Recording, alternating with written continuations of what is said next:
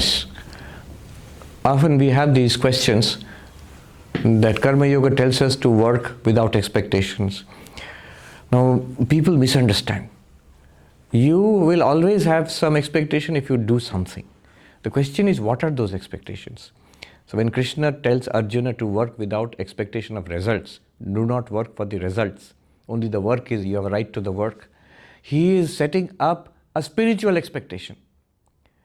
We are working in this world because we want certain things in this world. Money and the things that money can buy, a sense of belonging, a sense of achievement in society, different fields of activity. But if our goal is the highest, God realization, then should we work or should we not work? The answer in Karma Yoga, in Bhagavad Gita, is we should certainly work. Which work? Any work. Since the teachings of Karma Yoga are set in the battlefield, that's the worst work that a human being can do, the work of war and fighting and killing.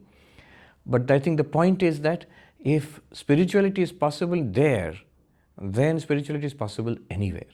In the midst of our work also, spirituality should be possible. But how? There, our work done with expectation is transformed into work done without any material expectation. What will we get? We will get a spiritual benefit. Our hearts will be cleansed, minds will be cleansed, minds will be stilled, our sense of our identity will be expanded, because we are no longer working for this one little individual or one little family. We are working for some great cause. We are working as a service of God. I remember it was here in Delhi many years ago, in our Delhi Ramakrishna Mission Ashram. This was about 30 years ago. I was a young novice brahmachari. I was visiting from Deoghar. We had a very senior Swami who was also visiting at that time, Swami Ananyanandaji. And I asked him that question: how can one work without any interest in the work, any motive in the work, any expectation of anything out of the work? How can one work? Why should one work? And his answer was very short but to the point, which I still remember. He said, disinterested work, my boy, not uninterested work. So uninterested work, we understand that kaise bhi kar lo, do it in somehow and finish it. That I am not really interested. I know that I will not get anything directly out of it, or I will get my salary regardless of whatever work that I do. Then it's uninterested work.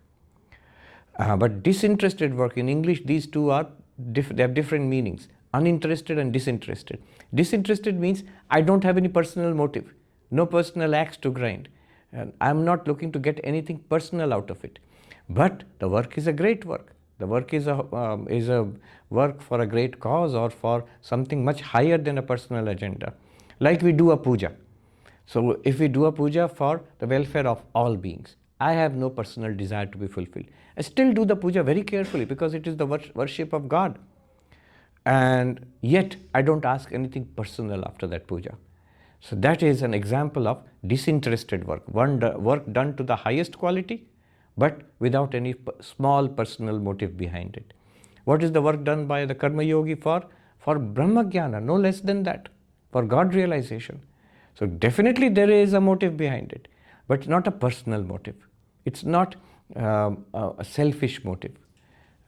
So that Brahma Jnana, what we will realize, that we are one with all beings. That is the goal behind disinterested work. Whatever we want from work, the interesting thing is, whatever we want from work, if we just reverse it, that instead of wanting, I am here to give, then this just psychologically reverse it. The work still remains the same, but it will have a cascading effect, motivationally, spiritually, psychologically, and physically also, and relationally also in our work.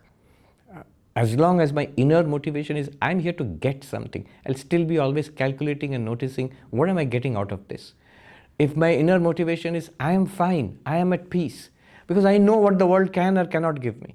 And having experienced some of that, I know what else remains to be had in this world is just a little more of the same stuff, a little more money, a little more fame, a few more Facebook likes.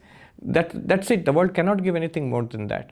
But if I have the attitude of giving to the world in my work, then the joy, the peace, the inner meaning, stability, the sense of accomplishment that I have, a lasting sense of fulfillment that I will get, that is so precious, and there will be a great joy in it also.